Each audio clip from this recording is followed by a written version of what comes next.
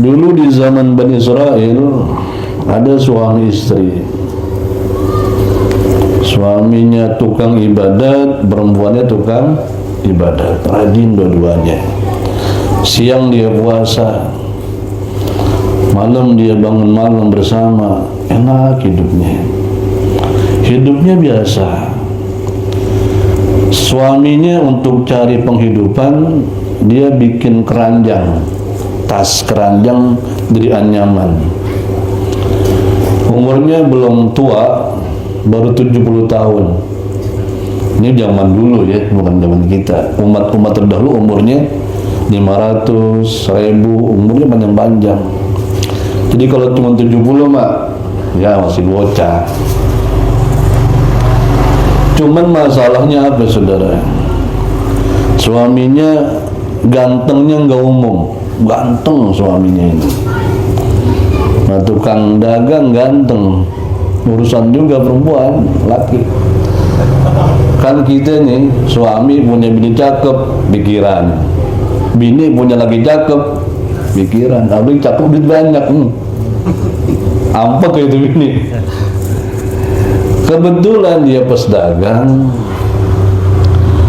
dia ketemu di satu tempat, di situ ada pembesar, penguasa, katakanlah dia bupati atau wali kota. Itu perempuan di situ, nyonya, ganjen, nggak boleh lihat laki orang. Jadi zaman dulu udah mulai ada tuh, memang penyakit dari dulu ini, Pak. Kalau sekarang kan sosialita, ya enggak? Artis-artis begitu. Memang begitu lagunya. Memang begitu dah lagunya pokoknya. Nggak boleh ngeliat orang cakep. Nah, orang-orang yang begini modelnya, yang di sekeliling dia juga sama modelnya. Karena kan roh itu ya kayak pasukan. Pasti dia condongnya sama yang sama sama dia. Ini pembantunya nyonya sama, genit semua. Jadi dia tukang laporin mana ada orang cakep, dia laporin sama nyonya. Tuh ada orang cakep, Bu. Nah, kebetulan ini dia tukang yang ganteng ini. Dia dilewat di istana itu, dilihat sama bujangnya nyonya perempuan. Buset, cakep amat nih orang. Laporan. Buru-buru dia laporan.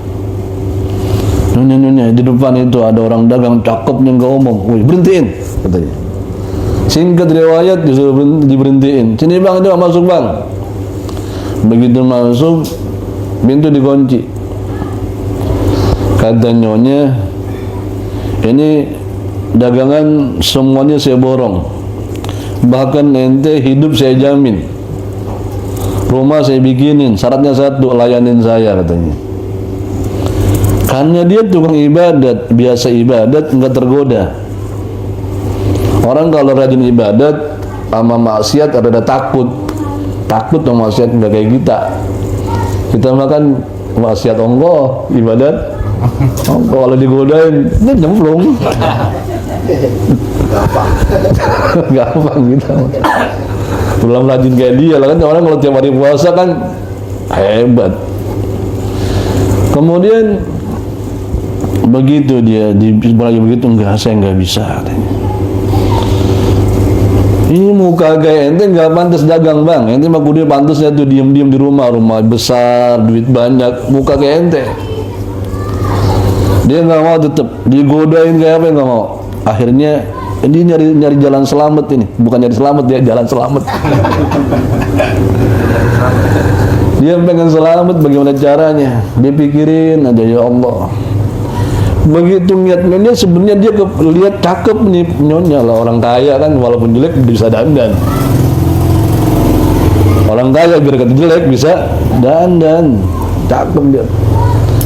Nah, manusia sama tergoda, cuman dia tahu, ya Allah ini saya digoda. Saya pengen selamat dari godaan ini, ya Allah. 70 tahun saya sudah berkhidmat kepada Engkau, tolong selamatkan saya.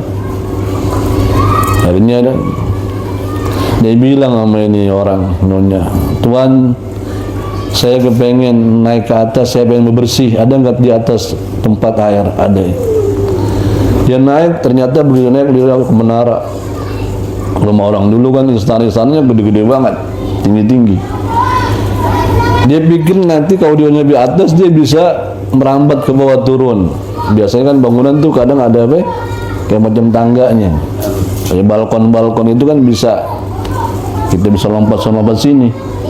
Begitu dia naik atas, ternyata bangunan itu nggak punya apapun, polos. Kalau dia loncat mati mesti ini orang. Dia pikirin aja. Dia nggak lompat, dia terjebak. Dia lompat, dia bakalan mati. Akhirnya dia berdoa sama Allah, ya Rabb, kalau sampai saya di sini, usia saya, ajal saya redha dah. Daripada saya harus berzina dengan perempuan. Padahal perempuannya cakep, duit dibagi, rumah dibikinin. Oh, bukan kita dah yang ditawarin begitu, Mak. Kalau kita telap aja pokoknya. Telap kita, Mak, ya. Bukan kita yang ditawarin. Begitu dia lompat, Allah Ta'ala panggil malaikat Jibril alaihissalam, ya Jibril ta'al.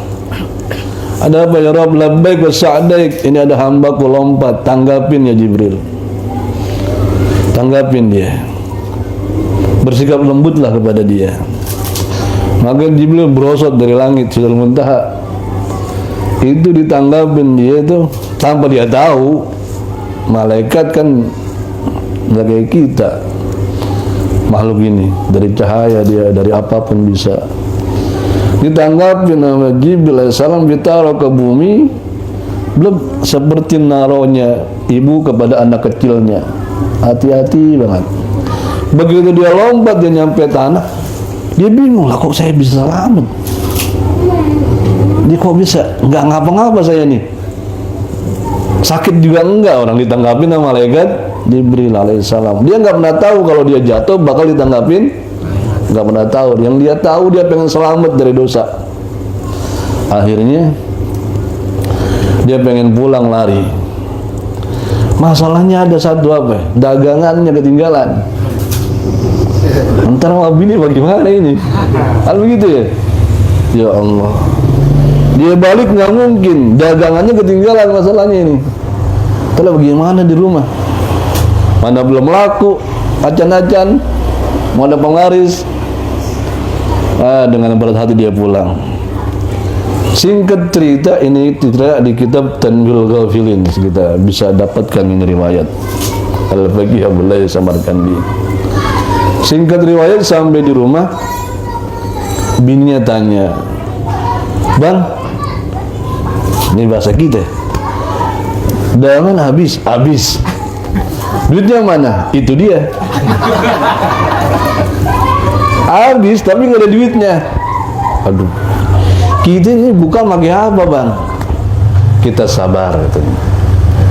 Untung bininya sama-sama tukang. Katanya sabar aja bini kita. Makan sabar. Makan sabar kembali pagi dibantu-bantu. Walhasil dia nurut, sabar Neng, dia sabar Bang. Begitu menjelang maghrib, lakinya bilang sama bininya, "Neng, ini dapur tolong nyalain, kayu bakar nyalain." Seakan-akan kita masak. "Emang apa ya?" "Saya takut," kata lakinya nih, "kalau kita sore ini nggak masak, tetangga kita jadi repot. Ntar dia mikirin kita, cangkian kita hari ini nggak makan jadi repot, dia bawa ini bawa itu buat kita. Saya nggak mau tetangga saya repot." Jadi emang hidupnya nggak mau ngerepotin orang, persis kayak kita.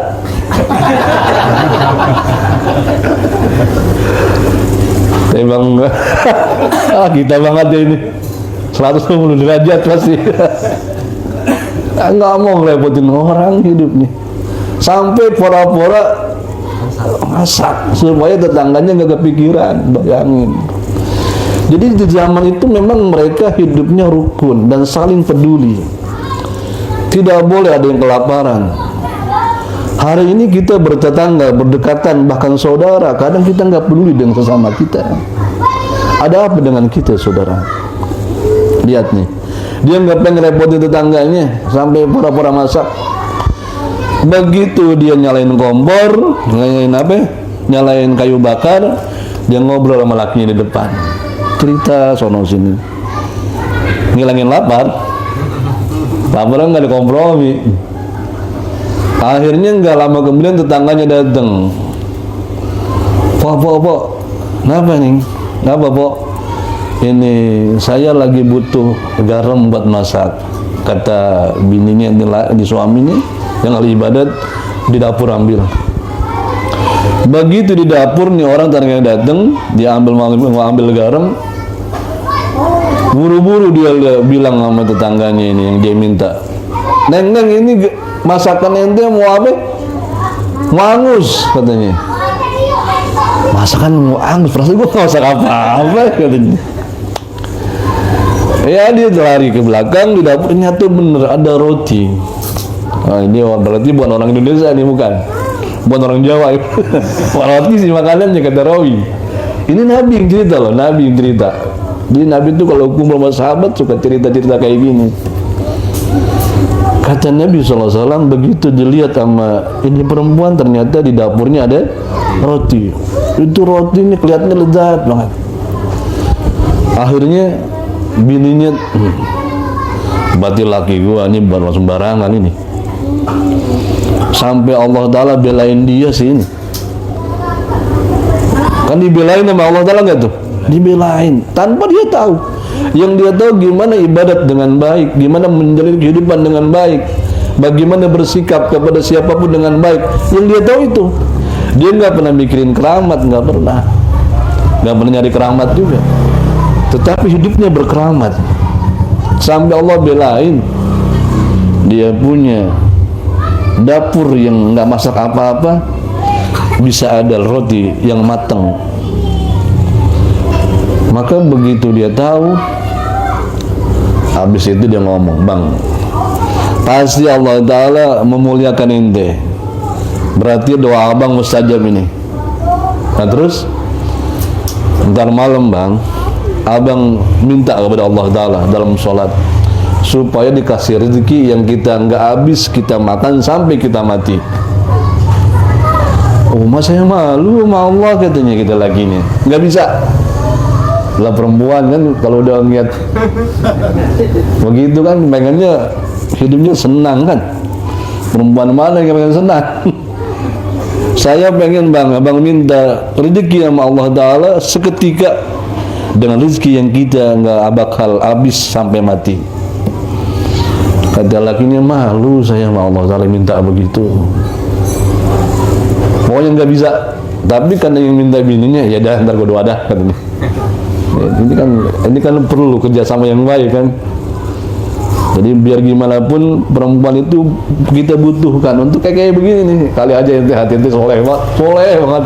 Saya pokoknya nggak mau minta. Begitu kita bini pengen ini, anak pengen itu, minta juga akhirnya.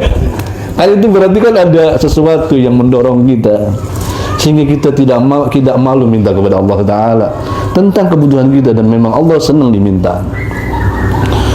Maka begitu bininya tidur, dia sholat, bininya tidur aja, dia sholatnya dekat bininya. Berarti rumahnya sederhana ya. Dia sholatnya di situ, tidur di situ. Dia sholat sambil nangis, ya Rabb, Kau telah muliakan saya, ini tadi saya hampir terjebak ke zina. Istri saya nggak tahu, siapa benar yang tahu, tapi saya memang lari dari umur kamu ya Rabb. Kau selamatkan saya, setinggi itu Kau selamatkan saya. Dan yang kedua, Kau tidak bikin malu saya di hadapan tetangga dan istri saya, sehingga kita bisa makan hari ini, kami bisa makan rezeki darimu. Sekarang saya minta ya Rabb, dengan permintaan istri saya pengen rezeki yang nggak habis sampai mati. Tiba-tiba langit rumahnya terbuka dan datanglah satu tempat di hadapannya. Begitu dia buka, rumahnya yang gelap jadi terang, permata yang berkilauan. Dibangunin bininya, Neng bangun, Neng. Bangun, Neng, bangun. Yang lu minta udah dapat dari Allah Ta'ala. Dia buru-buru bangun, abang bangunin saya sih? Nah, ini kan lu minta nih. Bang, pulangin bang, pulangin. Minta diapain? Pulangin bang, saya nggak mau. Lah tadi lu minta kan suruh pulangin, gimana ceritanya sih? Oh, saya ngimpi bang. Begitu saya ngimpi, saya masuk surga. Saya tanya malaikat penjaga surga, saya masuk surga. Ini laki lu tempatnya. Dan lu bisa masuk mari berkat laki lu katanya. Kata malaikat nih. Cuman begitu dia masuk, satu mahligai ada satu ornamen yang di situ ada bagian yang kecilnya hilang, permata-permatanya. Lah kok ini satu nggak ada permatanya mahligai ini? Oh ini sebab ini malam laki lu minta buat lo. Wah dan bahaya nih bahaya. Bahaya lah katanya. Itu bang saya ngimpi begitu. Dunia bang paling lama banget kita 500 tahun. Wah ilah keren. Ntar di akhirat selama-lamanya kita. Saya takut kalau selama-lamanya kita berkurang kemuliaan kita. Di dunia nggak apa-apa deh bang. Kita kadang makan, kadang agak. Saya udah redha sama abang. Nggak apa-apa, nggak masalah. Pulangin. Jangan sampai akhirat kita kurang.